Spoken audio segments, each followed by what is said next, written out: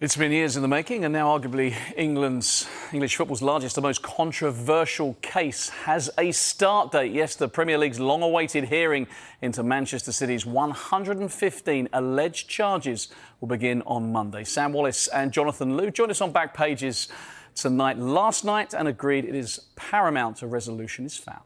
It's the single biggest issue currently in English football. Certainly it's what preoccupies the Premier League and Manchester City, its serial champions.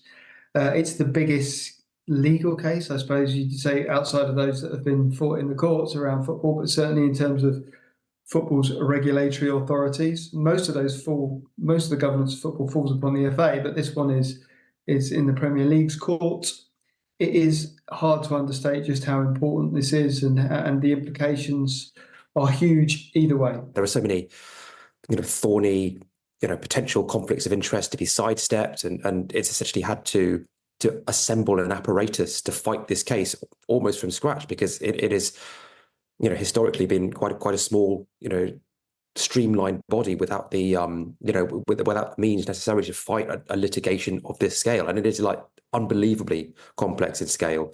So I think when we look back at this, we're going to wonder how it got to a point where the Premier League has basically had to fight a case of this magnitude in a competition which it is also running and promoting and marketing, and how safeguards and institutional measures can be put in place that we don't get into a situation like this again. So Mark's in situ at the screen. Different subject, more serious subject, really. Complex case, lots of potential ramifications. This will help break it down for us. So what are Manchester City charged with? Yeah, this has been going on for a number of months and years, and like you rightly say, is a very complex situation, hence why it's taken this period of time just to get to the start of the hearing, which we know begins on Monday and could go on for some time. Now, the reason why we're at this place is because Manchester City have been charged 115 alleged charges by the Premier League for failing to meet their PSR financial requirements, and they've broken the rules allegedly. They have been said to fail to provide accurate information over a 9-year spell, which goes from 2009 to 2018, in which they won 3 Premier League titles. They've also been charged as well by subverting UEFA FFP rules, which is the Premier League's version of PSR. FFP is the same thing, but that's what UEFA call it. There are 115 charges in total. Allegedly, they've not fully disclosed financial remunerations to a former manager. They've not cooperated on a number of issues and charges. And when the Premier League have gone to Manchester City and said, we need this information, they failed to deliver it. The 115 charges are not 115 separate charges.